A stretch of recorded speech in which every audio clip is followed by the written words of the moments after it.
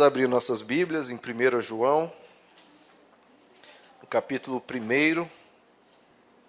1 João, capítulo 1, a partir do verso 3, nós vamos ler alguns versículos.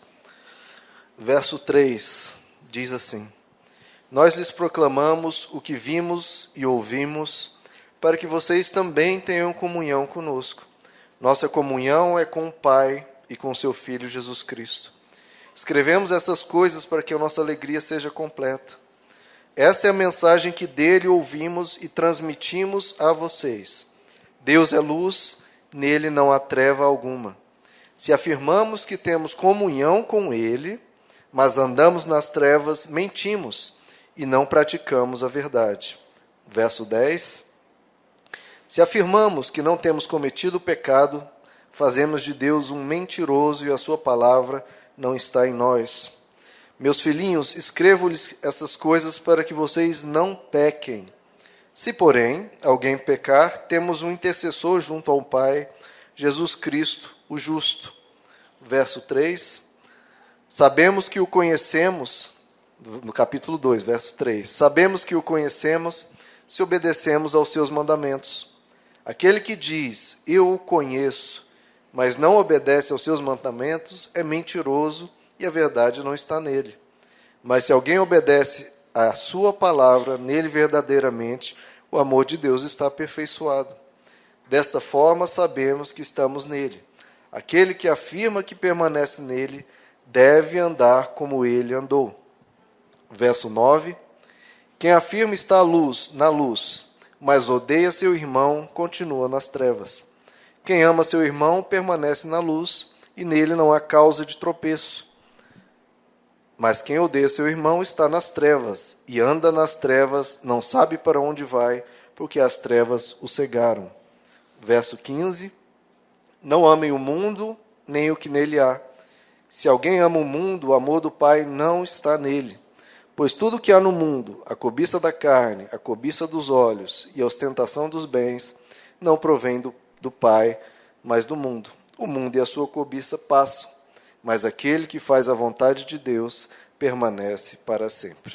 Até aqui, meus amados. Senhor nosso Deus, queremos ouvir a Tua voz em nosso meio. Viemos à Tua casa para se encontrar com o dono da casa, que é o Senhor, meu Pai.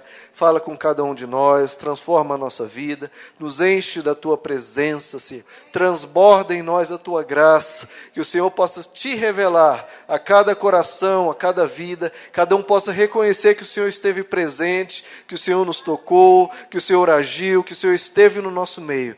É o que Te pedimos, Senhor, em nome de Jesus. Amém. Glória a Deus, queridos. Podem se assentar. Queridos, o livro de 1 João está sendo estudado, né, no WhatsApp, no grupo do WhatsApp. Quem não faz parte, depois me procure. E eu que vou fazer um apanhado geral de alguns pontos, queridos, que me impactaram muito nesse estudo, pontos que identificam o cristão verdadeiramente, né, queridos, que mostram como o cristão deve agir, como o cristão deve viver. Porque muitas vezes a gente se esquece, né, de agir como cristãos, de viver como cristãos, de ter uma vida que agrada ao Senhor. O que estava acontecendo aqui, né, queridos? Nesse período aqui, estamos aqui no ano, cerca do ano 90 depois de Cristo, todos os apóstolos já haviam morrido, né, por circunstâncias trágicas, né, todos foram mártires. Mas havia ainda um apóstolo, que é o apóstolo João, que nos escreve. E parece que Deus fez questão de poupar esse apóstolo, tão depois dos outros, porque realmente havia necessidade de que o apóstolo João estivesse ali. Por quê, queridos? Porque aqui, cerca do ano 90, surgiu um grave problema no cristianismo, que quase levou o cristianismo ameaçou o cristianismo, né, de ser extinto, de ter se corrompido completamente, de ter deixado de existir conforme Jesus desejava, né? Conforme Jesus queria, conforme Jesus pregou. Esse perigo se chama gnosticismo, que foi um movimento que surgiu-se, infiltraram-se na igreja, né? Surgiu fora da igreja, mas muitos deles se converteram e quiseram trazer o gnosticismo para dentro da igreja. Eu não vou entrar em detalhe em tudo do gnosticismo, mas ele é uma mistura de filosofia grega com cultos de mistério romanos e a religião judaica. Era uma grande mistura de tudo que tinha na época. Né? E eles enfatizavam muito a questão de que o que salva o ser humano, do que faz o ser humano ser uma pessoa iluminada, é o conhecimento. Né? Você adquirir certo conhecimento a respeito de Deus, a respeito da eternidade, a respeito do infinito. Né? É você ter a sua mente iluminada, de você ser uma pessoa com um grau, né, de conhecimento espiritual maior que os demais. Então, para eles, isso era crescer espiritualmente. É a sua mente se desenvolver, é você amadurecer na mente e se tornar uma pessoa que conhece cada vez mais, né, as coisas de Deus, como funciona o mundo espiritual, etc. Só que eles davam tanto valor a isso, queridos, ao conhecimento, né, das realidades espirituais, que eles desprezavam completamente, né, a nossa vida aqui, a nossa vida material. Para eles não tinha importância, né, como você se comporta, como você age, né, a sua vida cotidiana não tinha importância. O importante era você conhecer os grandes mistérios. O importante é você ter uma vida de oração, o importante é você ir na igreja. Agora, o que você faz com a sua vida fora da igreja, como você se comporta, não tinha importância, porque o que você faz com a carne é da carne. Agora, o que importa é o que você faz com o seu espírito, porque Deus estaria interessado no espírito e não na carne. Obviamente, isso não tem nenhuma base bíblica, né? Vem das filosofias gregas, mas, biblicamente, isso não faz sentido, porque Deus não criou o espírito do homem. Deus criou o ser humano integral, como uma coisa só. Espírito, alma e corpo, todos Deus criou para viver de uma maneira correta. Não apenas o espírito do ser humano precisa ser desenvolvido, mas também a nossa vida, né, como corpo, alma e espírito, precisa agradar a Deus, precisa honrar o Senhor. Então, o gnosticismo, queridos, levou a um colapso da moralidade no meio cristão. Muitos cristãos passaram a se comportar exatamente como era o mundo da época, né? Tanto em bebedeiras, em orgias e tudo mais, como mentira, desonestidade, tudo isso passou a ocorrer, porque, como eles diziam, não importava, o que importava era o espírito. Se a pessoa tinha fé em Jesus, se a pessoa buscava ler as Escrituras, era isso que importava. É claro que hoje não existe, né, o gnosticismo como teoria, como ameaça ao cristianismo, queridos. Mas o quanto que isso faz parte da mente das pessoas hoje em dia, né? De que se você vem à igreja todo domingo, se você tem fé em Jesus, né, se você busca conhecer as Escrituras, é isso que define o cristão? Se você faz só isso, isso já basta para ser cristão? O apóstolo João diz que não. Não. Porque você pode conhecer as Escrituras, pode vir à igreja, pode ter sua vida de oração, mas isso é só a sua parte espiritual. E o resto da sua vida, que Deus também criou, que também Deus espera ser honrado nela. E que você precisa cultivar para o seu próprio bem também. Né? Tudo que a gente faz na vida, queridos, o que a gente planta, a gente colhe o que a gente planta. A gente colhe aquilo que a gente semeia. Claro que se você buscar desenvolver sua vida espiritual, você vai crescer espiritualmente. Mas e o seu corpo, e o que você faz, né, de caráter, da sua vida no dia a dia? O que é que você está plantando? Você está plantando como um cristão planta, ou está plantando como uma pessoa do mundo planta? Então, basta conhecer as Escrituras, basta orar e buscar ser espiritual, basta vir à igreja, basta se dizer cristão para ser cristão? Não, não basta. Não basta. Porque muitos, queridos, conhecem as Escrituras, mas têm pouco amor por Deus, têm pouco amor pelo reino de Deus, não vivem Deus no seu dia a dia. Muitas pessoas buscam ser espirituais, né? Falar palavras belas, né, na igreja, cânticos e tudo, mas falam mal das pessoas, odeiam e perseguem as pessoas diferentes, né? Você não vê muito amor na vida da pessoa. Muitos vêm à igreja no domingo, mas não leva a igreja para dentro do seu dia a dia, né, ao longo da semana. Né? O Novo Testamento todo fala que o templo somos nós somos o templo do Espírito Santo. Então, o que ocorre na igreja no domingo tem que ocorrer no seu dia a dia, ao longo da semana, porque você é templo. Deus não está interessado, queridos, em 4 paredes. Se cair um cometa aqui e quebrar todas essas paredes, não tem tanto problema. Agora, porque paredes se levantam de novo. Agora, a sua vida com Deus é que Ele está interessado. O templo aqui é lindo, bonito. E como é o templo da sua vida diante de Deus? Está precisando de uma reforma, como foi feito aqui? Está precisando melhorar? Está precisando de um ajuste? É isso que Deus quer, queridos. Esse templo físico é construído apenas para construir o templo de Deus na sua vida. Esse é o objetivo desse templo. Construir um outro templo, muito mais importante, que é o que Deus se interessa, que é o templo da sua vida. E muitos se dizem cristãos, da boca para fora. Não, eu sou cristão, eu sou crente, eu sou evangélico. Mas o seu modo de vida, o seu comportamento no dia a dia,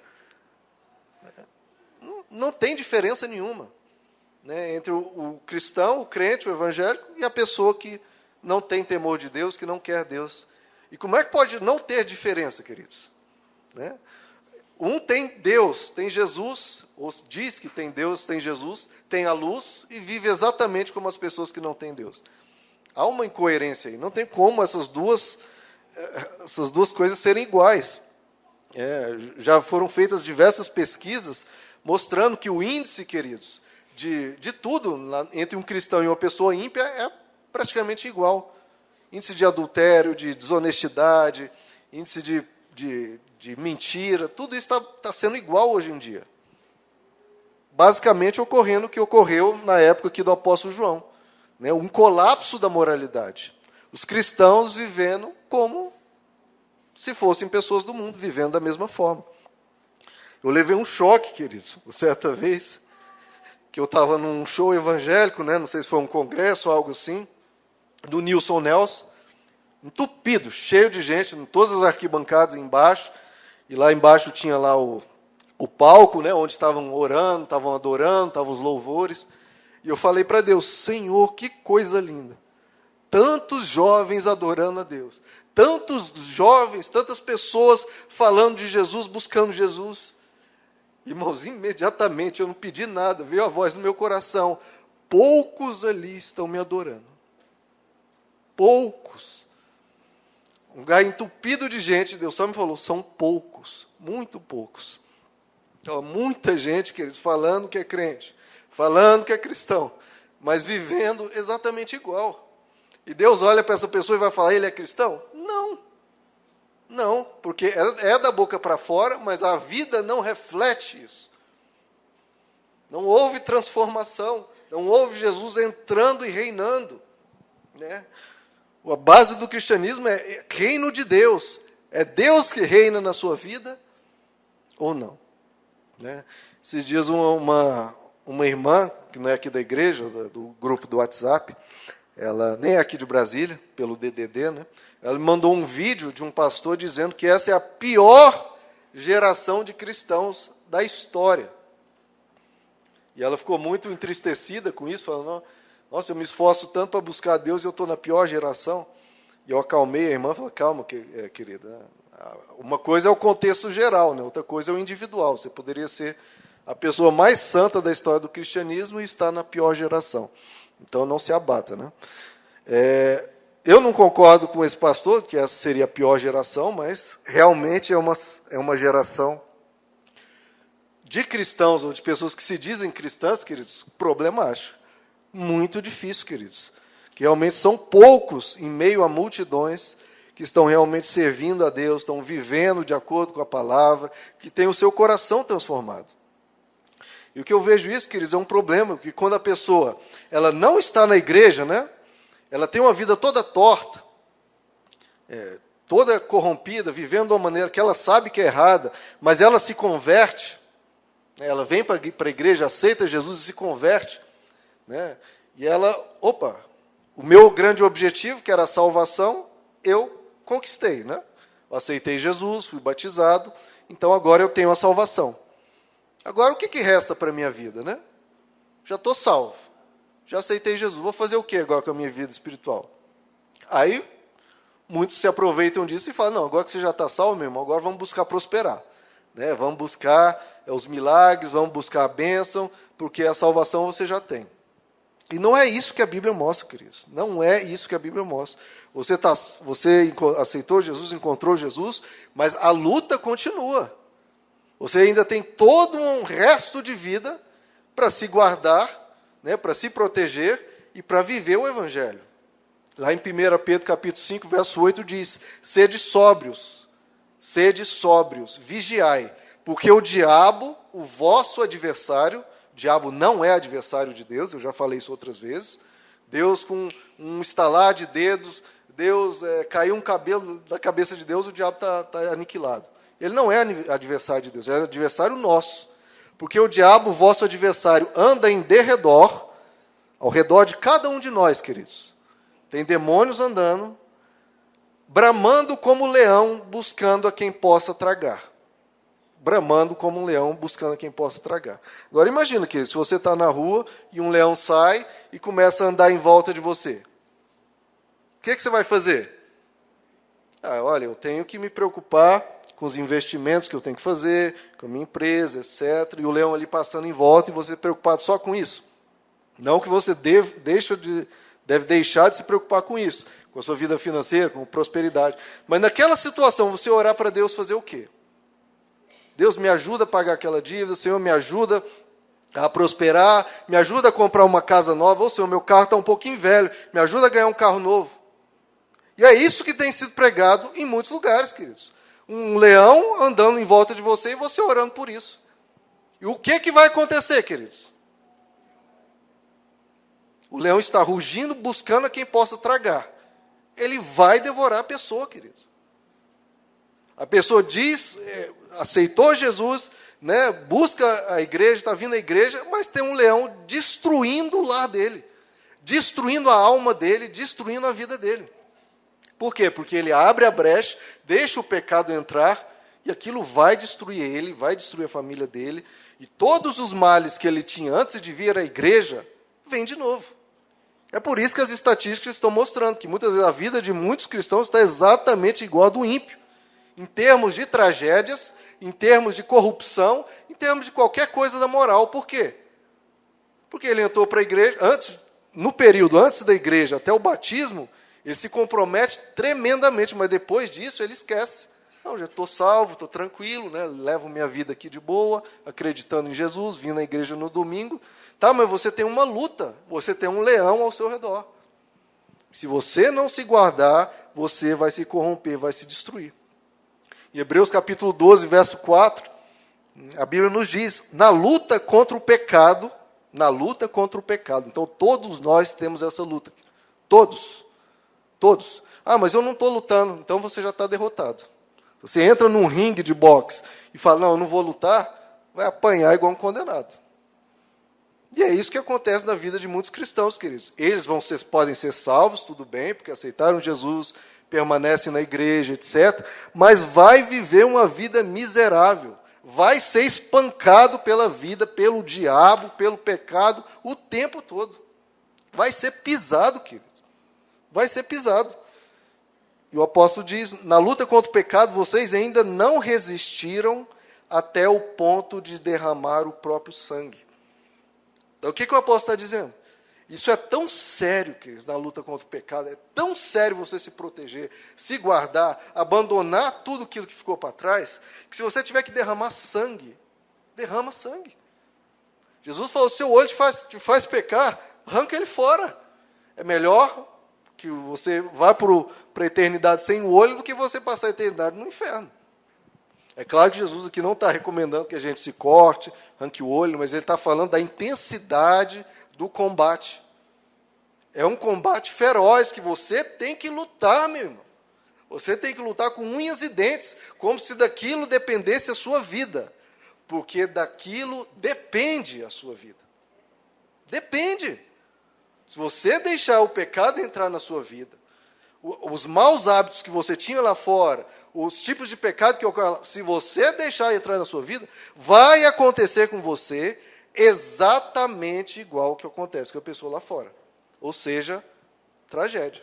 Ou seja, desgraça. Ou seja, muita tristeza, depressão, muita miséria mesmo. Você vai viver como um miserável. Ah, mas eu tenho Jesus. Sim, mas você precisa andar seguindo a Jesus. Então nós temos que ter cuidado, querido, porque esses valores, buscar as Escrituras, vir à igreja, né, se dizer cristão, orar, tudo isso é fundamental.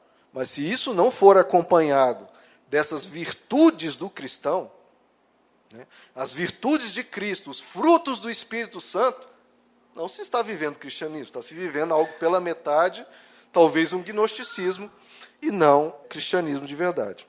Nesses trechos que nós lemos aqui de 1 João, ele nos traz justamente isso. O que mais nós precisamos ter para andar como cristãos que andam não na miséria, não espancados pelo diabo, não pisados pela vida, mas para ter uma vida de abundância. Ele nos fala alguns princípios. Abram aí comigo, 1 João, capítulo 1, que nós já lemos. Olha o verso 3. São 7 princípios que nós precisamos ter para andar nessa vida e termos uma vida de abundância. Verso 3. Nós lhe proclamamos o que vimos e ouvimos para que vocês também tenham comunhão conosco. E aqui é o princípio. Nossa comunhão é com o Pai e com o seu Filho, Jesus Cristo. Então, a primeira coisa de qualquer cristão, queridos, é você precisa de ter comunhão com Jesus. Precisa de ter comunhão com o Pai. E para isso você tem que se achegar a Ele em oração e falar, Senhor, né, eu preciso da Tua graça, eu preciso da Tua força, eu preciso que você, da Tua presença comigo para que eu vença as tentações, para que eu vença esses perigos, eu preciso do Senhor. Primeira coisa é você reconhecer isso. Queridos, eu ou o pastor Wagner, ou qualquer pastor, ou quem quer que seja, sem Deus, vai cair na desgraça, vai ser humilhado pelo diabo, vai se corromper do início ao fim em todo tipo de pecado. Porque a nossa natureza humana é triste, queridos. Então, uma coisa é, nós precisamos de Deus. Do ser humano que for, precisa da graça de Deus, senão vai fazer besteira. Então, a primeira coisa, busque comunhão com Deus. Por isso que a gente precisa orar, precisa vir à igreja, para que a presença de Deus vá lavando o nosso coração, vá limpando a nossa mente. Jesus diz, olha, vocês têm sido purificados pela palavra que eu vos tenho dito. Então, primeiro de entrada é, nós precisamos de Deus. Então, quando você passar por uma tentação, passar por um perigo de qualquer natureza, que venha contra a sua santidade, contra a sua vida com Deus, você não apenas lute, queridos, mas também peça ao Senhor, Senhor, me ajuda. Me ajuda, porque isso está me abalando, isso está me enfraquecendo, me ajuda, Senhor. E esse é o tipo de oração que Deus responde. Com o diabo ao seu derredor, e ele vindo te tragar, e você fala, Senhor, me ajuda contra esse leão, contra esse inimigo. E o Senhor vai te ajudar. A resposta do carro novo talvez não venha. Agora, na luta com o diabo, na luta para você ser santo, para ser uma pessoa melhor, essa oração Deus sempre responde, querido, sempre. Então esse é o primeiro ponto. Agora o segundo ponto, verso 5, de 1 João, capítulo 1. Verso 5, esta é a mensagem que dele ouvimos e transmitimos a vocês, Deus é luz, nele não há trevas algumas. Se afirmamos que temos comunhão com ele, mas andamos nas trevas, mentimos e não praticamos a verdade.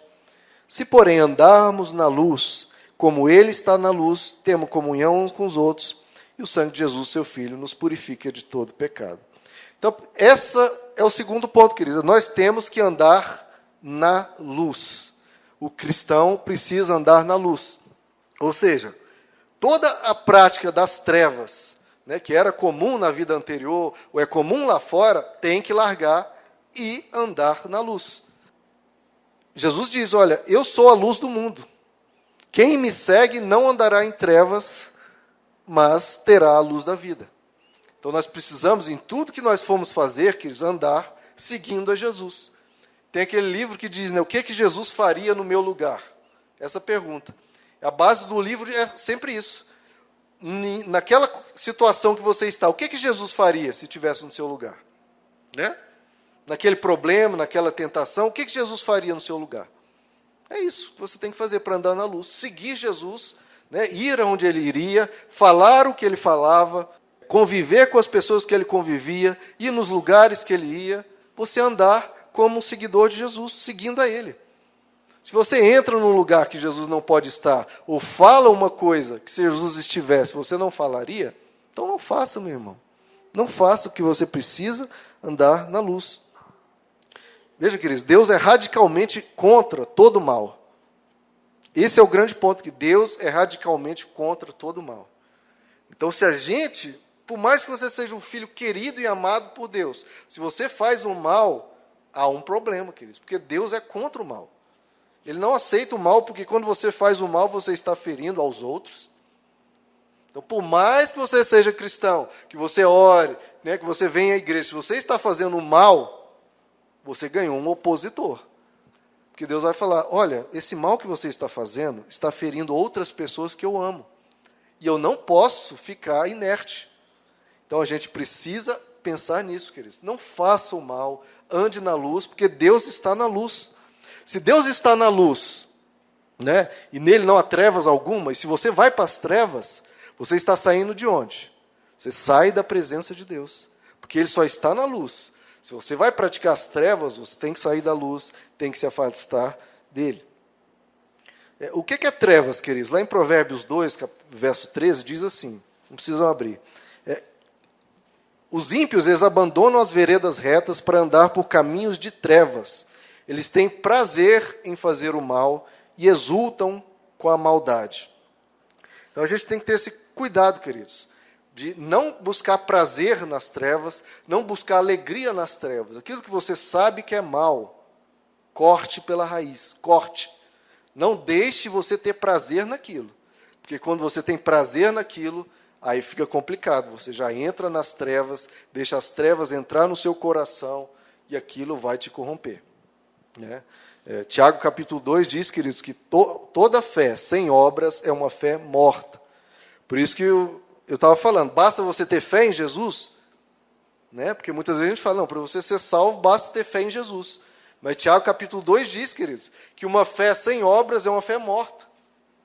É uma pessoa que está dizendo, olha, eu quero Jesus, mas na hora de viver, não, eu não quero Jesus, eu quero fazer aqui o que eu quero fazer. Então, o que adianta a pessoa dizer, eu quero Jesus, e na hora de viver, eu não quero Jesus? É uma incoerência. É uma fé que é da boca para fora, uma fé morta. Uma fé que não tem valor nenhum. Abra comigo em João capítulo 3, queridos. Não 1 João, João capítulo 3.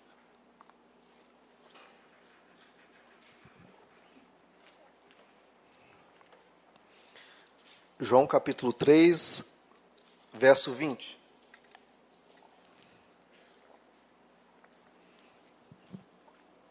João 3:20. Quem pratica o mal odeia a luz e não se aproxima da luz, temendo que as suas obras sejam manifestas. Mas quem pratica a verdade vem para a luz, para que se veja claramente que as suas obras são realizadas por intermédio de Deus. Vamos ler o verso 20 de novo. Quem pratica o mal odeia a luz e não se aproxima da luz, temendo que as suas obras sejam manifestas.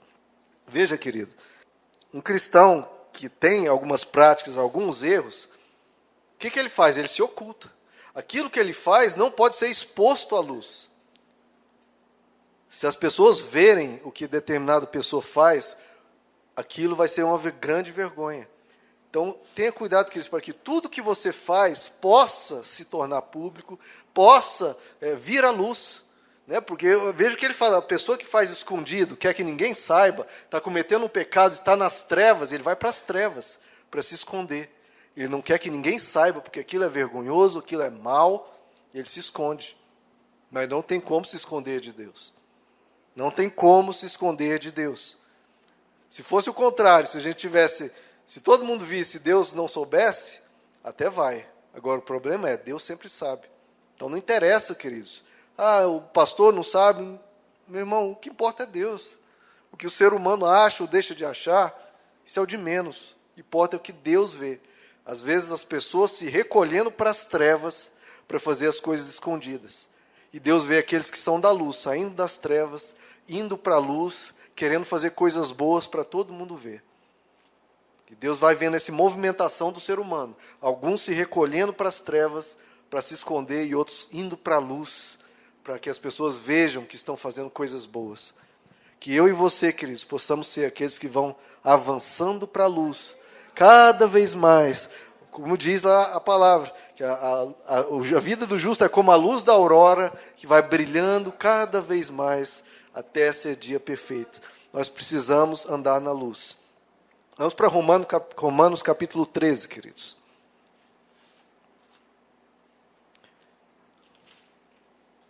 Uma coisa que é importante lembrar, queridos, o que Jesus falou no verso que nós lemos, é quem pratica o mal, tá? Fazer o mal uma vez ou outra, eventualmente, todo ser humano faz, tá? E Deus sabe. O problema é a prática. Você fez um mal, sabe que vai fazer de novo e não toma nenhuma providência. Isso é a prática. Você falhou aqui, falhou ali, pede perdão ao Senhor. Isso é comum ao ser humano. O problema é que eu pequei, vou pecar e não quero saber, Deus. Essa pessoa se recolhe às trevas. Romanos capítulo 13, nem precisa dizer o que tem nas trevas, né? Deus não é. Romanos 13, verso 12.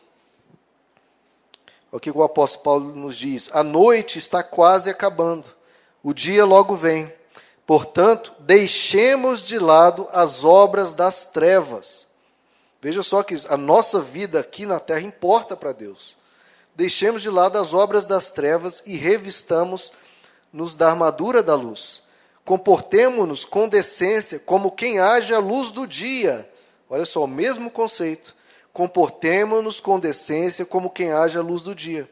Não em orgias e bebedeiras, não em imoralidade sexual e depravação, não em desavença e inveja. Ao contrário, revistam-se do Senhor Jesus Cristo e não fiquem premeditando como satisfazer os desejos da carne. Isso é a vida do cristão, queridos. É lutar contra a carne, se revestir de Jesus e querer ser uma pessoa melhor. Uma pessoa que cresce, uma pessoa que vai para a luz. Que você pode estar diante de Deus, em vez de estar tremendo de medo pelo que Deus sabe, é você olhar para Deus e saber que Deus vai estar orgulhoso de você, que você está agradando ao Senhor, que Ele está feliz com a sua vida. Para isso precisamos andar na luz. Efésios 5, queridos.